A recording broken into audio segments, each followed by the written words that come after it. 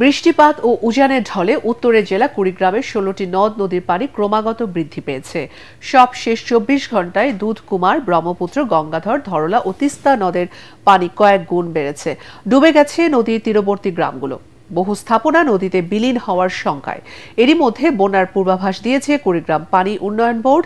এতে আতঙ্কিত অনেক গ্রামবাসী সরে যাচ্ছেন নিরাপদ আশ্রয়ে। এদিকে পানি বৃদ্ধি অব্যাহত থাকলে মাঠের ফসল নষ্টের আশঙ্কা করছেন কৃষকরা। মাঠ ও গোচারণ ভূমিতে পানি ওঠায় গোখাদ্য সংকট সহ মৎস্য খামারিরাও রয়েছেন চরম শঙ্কায়।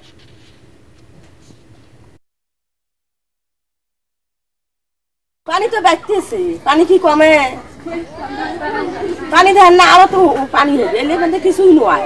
নদী পানি বলতেছে, ঠিকাদারের ঘর কাজ করতেছে না, বাড়ি তো ঘর বাড়ি ভাঙে যাচ্ছে।